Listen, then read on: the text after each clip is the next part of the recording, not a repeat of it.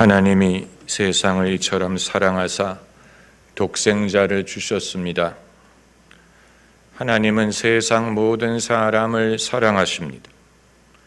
이것은 기독교가 증거하는 가장 놀라운 복음의 진리 중에 하나입니다. 하나님은 죄인도 사랑하시고 불신자도 사랑하시고 심지어 당신을 대적하는 자들도 사랑하십니다. 그 사실을 어떻게 알 수 있습니까? 우리에게 내 원수를 사랑하고 그들을 위하여 빌라, 그들을 축복하라라고 말씀하셨기 때문입니다. 하나님이 그 진리를 실천하고 계시기 때문에 우리에게도 그것을 명하실 수가 있는 것입니다.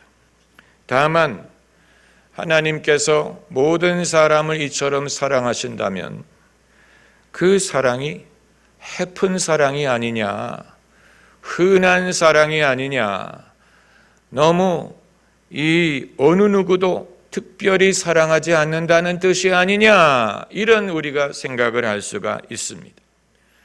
사랑이 특별할 수 있는 이유는 독점적일 때 그렇습니다. 결혼할 때 내가 당신만을 사랑하겠습니다 라고 서약하는 이유가 바로 거기에 있습니다. 배우자의 사랑은 독점적이기 때문에 특별합니다. 부모님의 자식을 향한 사랑도 예외적인 사랑입니다. 어느 누구보다도 자기 자식을 사랑합니다. 자기 자식의 안위를 부모의 안위보다도 귀중하게 여긴다는 것을 자녀가 알기 때문에 마음속에 안정감을 느끼는 것입니다. 또 친한 친구, 소위 베프가 귀한 이유는 다른 친구보다도 더 사랑하고 신뢰하리라고 믿기 때문입니다. 하나님의 사랑에 대해서도 마찬가지, 하나님이 모든 사람을 사랑하시는 중에 나도 사랑하시는 것이라면 그 별로 고맙게 느껴지지 않는 것이고 특별하게 여겨지지 않는 것입니다. 어차피 모든 사람을 사랑하신다면 하나님이 사랑하신다는 말이 어떤 의미가 있는지 우리에게 와닿기가 어렵습니다. 우리는 하나님 사랑이 특별하기를 바랍니다. 오늘 본문에 기록한 것처럼 하나님이 야곱을 사랑하시고 에서를 미워하셨다라고 했어요. 하나님이 사랑하신다라는 말은 누구든지 할 수 있지만 하나님이 누구를 미워하신다라는 말씀은 하나님의 감동이 아니면 아무도 그것은 할 수 없는 말이에요. 왜냐하면 사람들이 납득하려고 하지 않기 때문에 그렇습니다. 하나님이 사랑이시라더니 왜 누구를 미워할 수 있느냐? 하나님이 사랑이시라면 어찌 심판하실 수 있느냐? 하나님이 사랑이시라면 어찌 지옥에 보내실 수 있느냐? 그렇기 때문에 심판에 대한 말씀이다, 지옥에 대한 말씀은 하나님만이 하실 수 있는 말씀이고 하나님의 권한으로만이 할 수 있는 말이요. 여기에서 우리는 묘한 이 알력을 경험하게 됩니다. 한편으로는 만인을 사랑하사 독생자를 주신 하나님의 크신 사랑, 동시에 그럼에도 불구하고 산 자와 죽은 자를 심판하시는 하나님의 섭리, 이것은 우리가 늘 균형을 잡으려고 애를 써야 되는, 우리를 스포일시킬 수 없고 우리를 교만하게 만들 수 없는, 우리가 깨어서 우리의 구원을 이룰 수밖에 없는, 두려움과 떨림으로 이룰 수밖에 없는 그러한 면이에요. 그러나 이것을 너무 어렵게 생각할 필요 없습니다. 상식적으로 생각하면 됩니다. 할아버지가 손주를 아무리 사랑하셔도 손주는 할아버지 할머니에게 갖춰드려야 될 예의가 있는 것입니다. 만일 예의를 벗어나게 되면 그 손주를 사람 만들기 위해서라도 꾸중을 하실 수밖에 없지요. 우리 모두가 이 사실을 압니다. 하나님의 사랑은 그러므로 하나님이 때로는 근심하면서 베푸시는 사랑이에요. 근심하면서 베푸시는 사랑. 우리가 죄를 지을 때 사랑하시지만 근심하십니다. 우리가 주님을 멀리할 때 사랑하시지만 동시에 괴로워하십니다.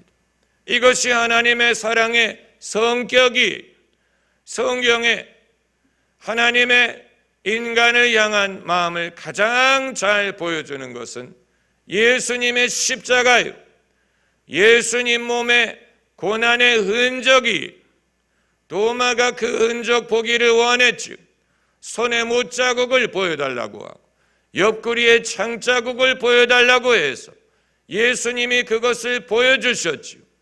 그 흔적을 본 후에 도마는 비로소 나의 주, 나의 하나님이라고 고백할 수 있었던 것입니다.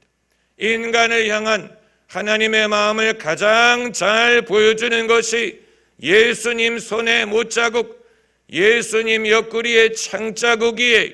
그 말은 인간을 사랑하기 위해 하나님이 대가를 지불하셨다는 얘기, 하나님이 고난을 감당하셨다는 얘기.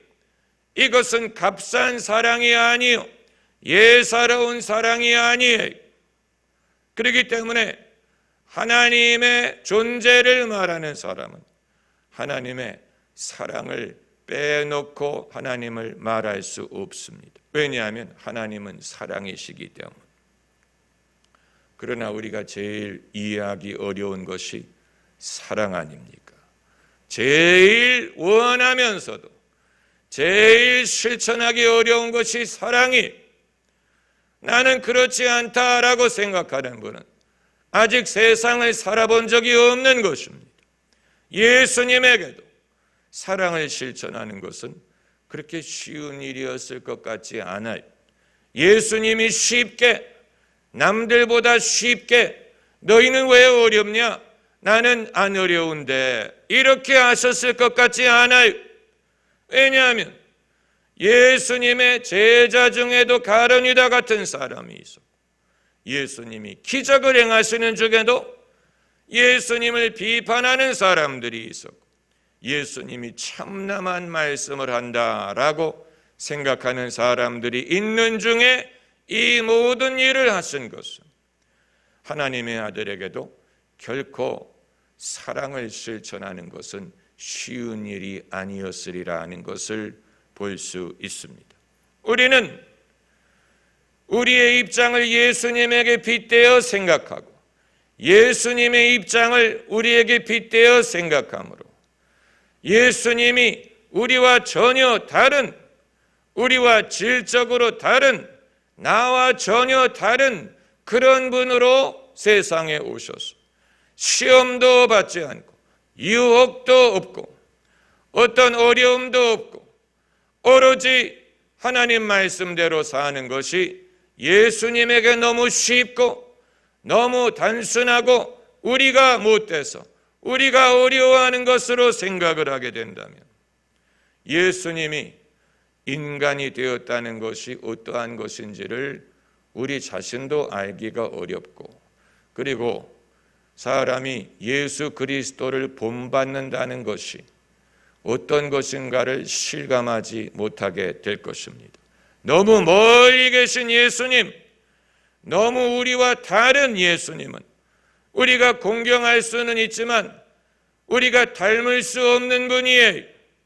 그러나 예수께서는 너희가 나를 따라오라 라고 하셨고, 너희 십자가를 지고 나를 따라오라 라고 하셨고, 나를 믿는 자는 내가 한 일을 저도 행하리니 이는 내가 아버지께로 감이니라.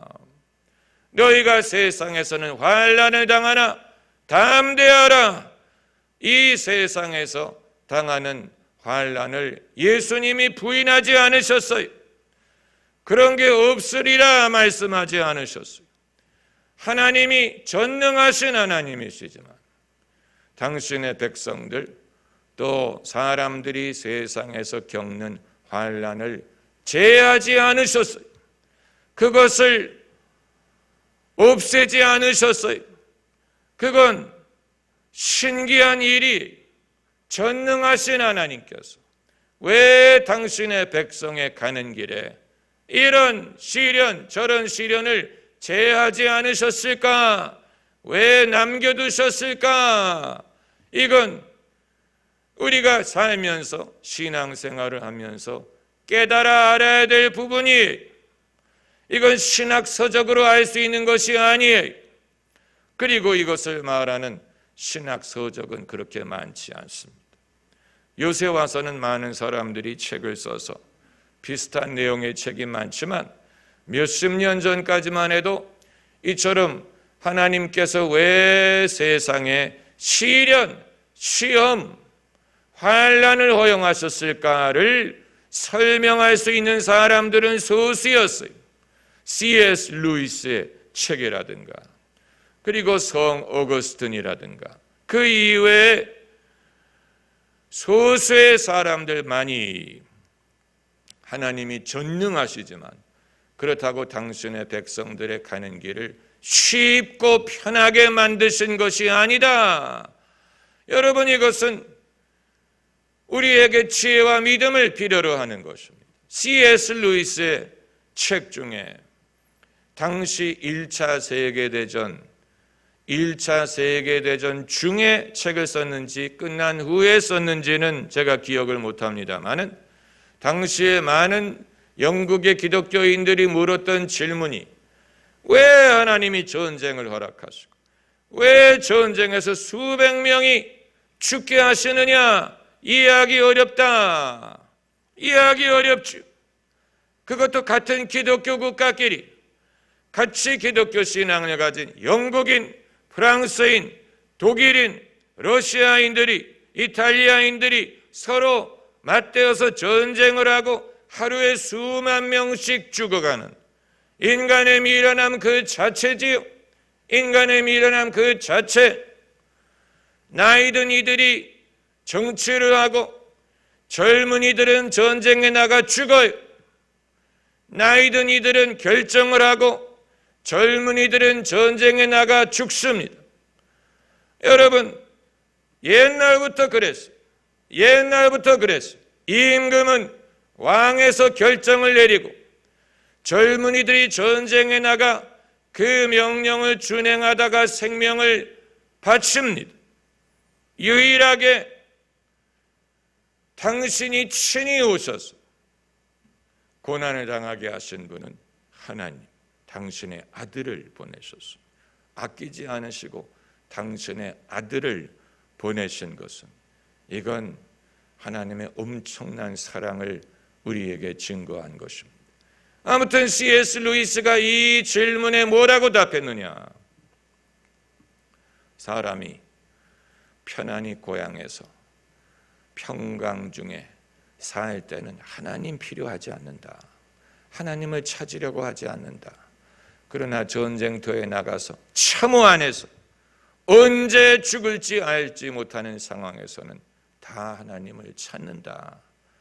그렇기 때문에 이들의 영혼을 위한 입장에서는 평생 호리호식하고 편안하게 살다가 죽는 것보다도 이러한 실존적인 위험에 처하게 하는 것이 오히려 사람들의 영혼과 구원과 그들의 이 신앙을 위해서는 더 나은 일일 수도 있다. 이건 정말로 하나님의 지혜의 관점이 아니면 아무도 깨달을 수 없고 아무도 말할 수 없는 부분이, 오늘 본문에 얼마나 평이하게 말씀하셨습니까? 내가 야곱은 사랑하고 에서는 미워했다. 에서에 대해서 무관심하셨다 게 아니에요. 미워했다고 했어요. 그러면 하나님이 불의하시냐? 불공평하시냐? 하나님의 선택이 불공평하냐? 나는 그 중에 어느 편에 있는지 어떻게 알 수 있느냐? 내가 야곱에 가까우냐? 내가 에서에 가까우냐? 하나님이 아니면 이런 말씀을 하실 수가 없습니다. 그러나 하나님이 야곱을 사랑하신 결과로 야곱은 더 많은 고생을 했어요. 이걸 우리가 또한 알아야 됩니다. 야곱이 복을 받았어요. 하나님이 야곱에게 복을 주셨어요. 그러나 그 복을 받는 과정, 그 복이 이루어지는 과정에 야곱은 에서보다도 더 힘든 삶을 살았어요. 고향을 떠나 20년 이방 생활을 했고 처음부터 모든 것을 다시 세워야 했습니다. 야곱이 아버지 이삭의 후사가 됐다고 아버지의 재산을 물려받은 게 아니에요. 아버지의 재산은 에서가 다 물려받았어요. 야곱은 빈손으로 외삼촌 라반의 집에서 시작을 해서 하나님이 도우셔서 맨손으로 시작해서 그의 부를 이룰 수 있었던 것입니다. 야곱이 하나님의 복을 받았지만 그 복을 경험하고 이루는 과정은 만만치 않고 거기에는 많은 시련이 따랐습니다. 그렇기 때문에 하나님이 누구를 사랑하신다라는 말을 우리는 올바른 관점에서 이해해야 됩니다. 사람이 사랑하는 것은 편애하는 것이죠. 팔이 안으로 굽는 것입니다. 인간의 사랑은 불의한 사랑이에요. 인간의 사랑이 불의해요. 그렇기 때문에 자기 자녀가 군복무를 하지 않게 위해서 손을 쓴다든가 또 자기 가족이 혜택을 얻게 하기 위해 손을 쓰고 불의함과 불의를 저지르지. 인간의 사랑은 불의한 사랑이에요. 귀한 자식일수록 고생시키라는 말은 다 잊은 지 오래됐어요. 귀한 자식이기 때문에 고생을 시키면 안 돼요. 귀한 자식이기 때문에 너무 보호를 합니다. 이것이 인간의 사랑이에요. 그러나 하나님의 사랑은 의로운 사랑이에요. 거룩한 사랑이요. 그리고 강한 사랑, 사랑하기 때문에 다윗을 사랑하셨기 때문에 사울 왕 밑에서 위협을 당하게 하시고 도망다니게 하시고 별의별 위기를 겪게 하셨죠. 사랑하신다고 했는데 당신의 마음에 합한 자라고 부르셨어요. 당신의 마음에 합한 다윗 같은 인물이 더 구약 성경에 없었지요. 오죽하면 예수님을 다윗의 아들이라고 부르겠습니까? 얼마나 다윗에게는 영광.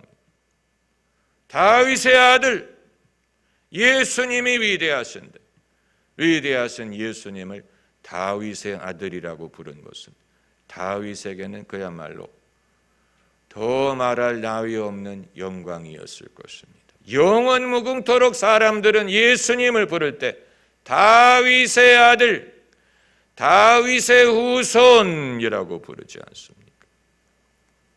그런 다윗이 평탄한 삶을 살았느냐? 천만의 말씀. 별의별 일. 우리는 예수님이 우리와 똑같이 시험을 당하셨으되 죄는 없으시다라는 히브리서의 말씀을 증명할 수 있는 사례를 성경에서 찾기가 어려워요. 예수님이 어떤 시험을 당하셨다는 말일까? 예수님이 어떤 시험을 당하셨길래 우리와 똑같이 시험을 당하셨다고 성경이 말할 수 있는 것인가? 그 사례를 성경이 다 일일이 말하고 있지 않습니다. 말할 필요가 없지요. 그러나 다윗의 경우를 보면 다윗이 하나님의 마음에 합한 자였지만 그가 별의별 시험을 당한 것을 보면 다윗이 이런 시험을 당하고 다윗은 예수님이 아니기 때문에 죄를 지은 적이 있지요. 예수님은 죄를 짓지 않으셨어요. 그러나 예수께서도 인간으로 오셔서 인간을 대표해서 그들의 죄를 지고 가기 위해서는 인간을 대표할 만한 자격을 얻으셔야 되는데, 인간을 대표할 만한 자격을 얻으려면 인간처럼 되어야 했어요. 인간처럼 되어야 했어요. 미국의 어느 정치인이 출마를 할 때 이제 펍에 들어가서, 맥주를 마시는 펍에 들어가서 거기에 있는 모든 손님들에게 맥주를 한 잔씩 쐈어요. 거기까지는 좋았어요. 그런데 본인은 꼬냑을 주문을 했어요. 여러분, 이것은 그 사람들을 대표할 수 없는 것입니다. 사람들에게 맥주를 쏜다면 자기도 맥주를 마셔야 돼.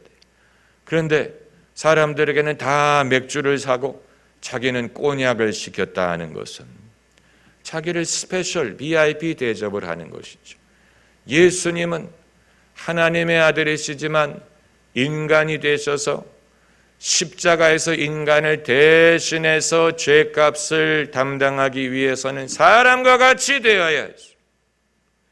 그걸 우리가 다 이해하지 못해. 제가 누누이 말씀드리는 것은 예수님을 가까이 한다는 말은 예수님을 멀리 본다는 뜻이 아니에요. 사람들마다 가까이 한다고 하면서 예수님을 더 멀리 봐요. 더 높으신 분, 위대하신 분, 영원하신 분, 가까이 하려고 하는 게 아니고 더 멀어지는 거예요. 더 멀리 계신 예수님, 더 높으신 나와 다른 분으로서 경배하게 되지 않습니까? 예수님을 가까이 한다는 말은 예수님을 인격적으로 사귐으로, 예수께서 도대체 이 땅에 사실 때 어떠하셨을까? 그것을 여러분이 생각을 하면 할수록 더 예수님을 이해하고 가까워질 수 있습니다. 예수님을 막연한 존재로 생각하지 마세요. 막연하게 덮어놓고 맹목적으로 믿는 사람들 세상에 많아요. 맹목적으로 믿는 사람이 열심을 갖게 되면 그것처럼 무서운 게 없어요. 무식한 사람이 용감하면 어떻게 됩니까? 무식한 사람이 용감하면 아무 말도 안 듣는 것처럼 맹목적으로 신앙생활을 하는 사람이 열심을 갖게 되면 누구의 말도 통하지 않고 자기가 옳고 자기처럼 믿지 않는 사람들을 차별하게 되고 아주 무서운 존재가 됩니다. 우리 모두가 과거에 그런 적이 있어 봐서 알아요. 저도 그런 적이 있어 봐서 알아요.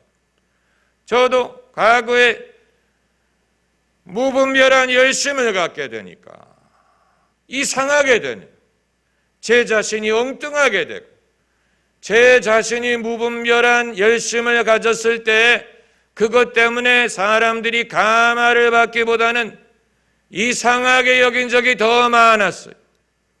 당시에는 그게 뭐가 잘못되는지 몰랐어요. 이상하게만 생각했죠. 왜 사람들이 어색해할까? 왜 사람들이 민망해할까? 왜 사람들이 나를 피할까? 당시에는 이해하지 못했죠.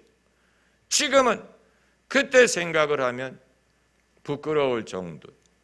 그러나 그런 경험을 통해 이제 참되고 정직한 하나님의 마음에 합한 자가 되는 과정이 어떤 것을 수반한지를 알게 되는 것입니다.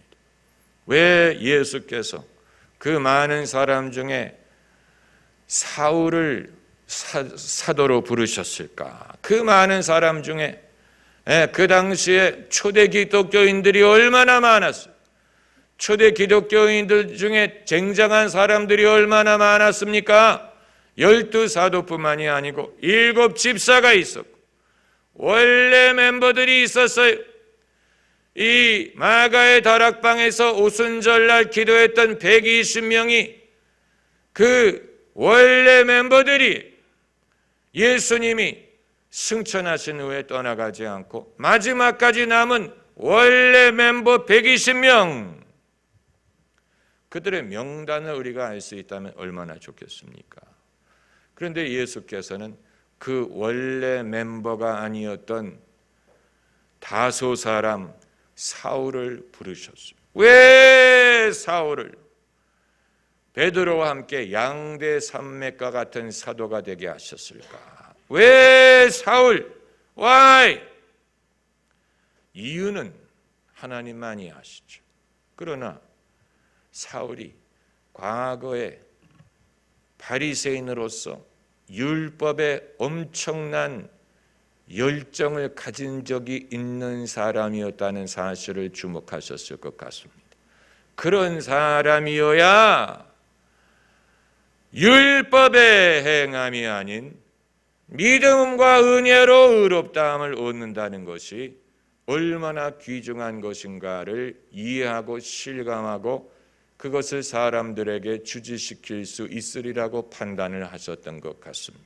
그러니까 과거에 알코올 중독을 알아본 사람이 그것을 버리고 알코올 중독자들을 도울 수 있게 되는 것처럼, 과거에 죄 중에 거했던 사람이 회개한 후에 자기와 비슷한 여건에 있는 사람들을 도울 수 있는 것처럼, 사도 바울이 한때 바리새인으로서 가말리엘 학파로서 율법의 열심에서는 둘째가라면 서러워할 정도의 사람이었는데, 그런 바울이 예수님을 믿게 되니까 이 모든 인간의 의의는 걸레와 같다. 이것은 더러운 천과 같다. 내 안에 선한 것이 없다. 나의 나됨은 하나님의 은혜다. 이 진리를 그냥 입으로 말하는 게 아니고 정말로 본인이 그것을 알고 경험하고 확신하고, 그리고 일평생 그의 메시지의 핵심이 되게 할 수 있었던 것입니다. 할렐루야. 여러분, 이걸 잘 들으셔야 됩니다. 잘 들으셔야 돼요. 저희 아이가 아기였을 때부터 하나님의 은혜였던 것 같아요. 아기였을 때부터 이제 성경, 그림 성경책을 읽어준 것이 계기가 돼서 이제는 어른이 읽어주지 않으니까 애가 그 성경책을 읽어달라고 만나는 어른마다 책을 들고 가서 그 책이 완전히 너덜너덜할 때까지, 그리고 나서는 애비에게 매일 저녁에 자기 전에 성경 얘기를 해달라고 졸랐어. 제가 해주겠다고 나선 게 아니고 본인이 성경 얘기를 해달라고 졸은 거예요. 아마 애비의 목소리가 잠들기에 아주 좋은 목소리였던 것 같아요. 아빠의 음성을 들으면 잠이 솔솔 온다. 그럼에도 중학생이 돼가지고 유학 갈 때까지 거의 매일 저녁에 거스르지 않고 애비에게 성경 얘기를 해달라고 한 것이, 여러분, 하나님의 말씀을 들을 기회가 있는 사람이 복이 있어요. 여러분은 그런 은혜를 받으셨어요. 그 은혜를 쉽게 여기지 마세요. 그거를 소홀히 여기지 마세요. 믿음은 어디에서 온다고 했습니까? 들음에서 난다고 했어요. 들음. 반대로 의심은 어디에서 오는지 아세요? 의심은 두려움에서 옵니다. 사람이 잘 믿다가도 어느 순간에 두려움이 그 마음을 엄습합니다. 두려움은 무서운 것이, 그렇기 때문에 두려운 것이, 그렇다면 두려움이 우리의 마음을 엄습하는 그 횟수 이상 하나님의 말씀을 귀담아 들어야 됩니다. 하나님의 말씀. 만일 여러분이 누구와 말을 할 때, 대화를 할 때마다 번민이 든다. 대화를 할 때마다 시험이 된다. 대화를 할 때마다 믿음의 손해가 되는 것 같다. 그렇다면 그 사람이 목사든 장로든 사도든 누구든 간에 그 사람의 말에 귀를 기울이지 말고 여러분이 들어서 신앙적으로 힘이 되고 여러분의 믿음에 도움이 되는 그쪽을 찾아가고 그 말씀을 귀를 기울여야 됩니다.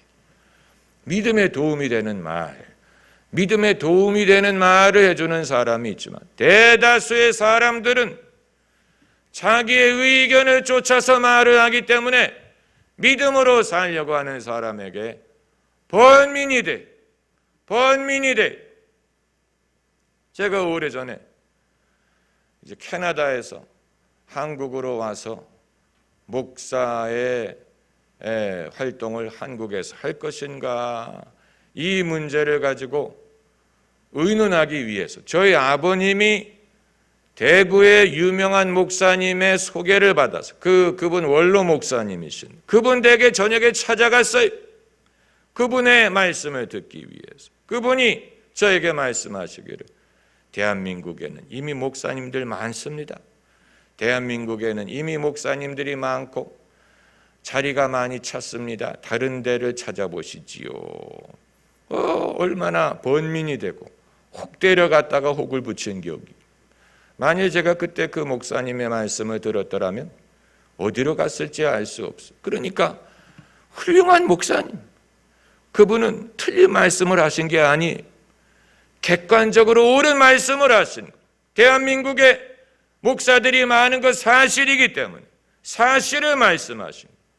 그러나 사실이 나에게 주신 하나님의 말씀은 아니었어. 이게 중요한 것입니다. 사실이지만 그러나 대한민국에 목사들이 많고 교회가 많고 뭐가 많더라도 하나님이 원하신다면 그건 아무 문제가 되지 않는 거죠. 아무 문제가 되지 않죠. 사람들이 당연하게 여기고 사람들이 타당성이 있다고 판단하는 말이 그것이 하나님의 말씀이라는 보장이 없습니다. 그렇기 때문에 들었을 때 번민이 되고 두려움이 되고 낙심이 된다면 그건 하나님의 입에서 나오는 말씀이 아니. 만약에 주님이 나에게 나타나셔서 말씀을 하셨는데 그 결과로 우리가 낙심을 했다.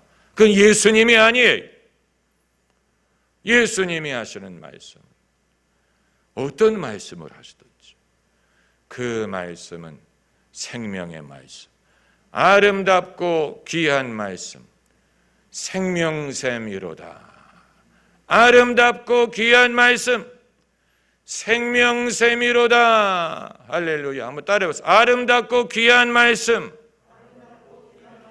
생명샘이로다. 할렐루야. 기도하십시다.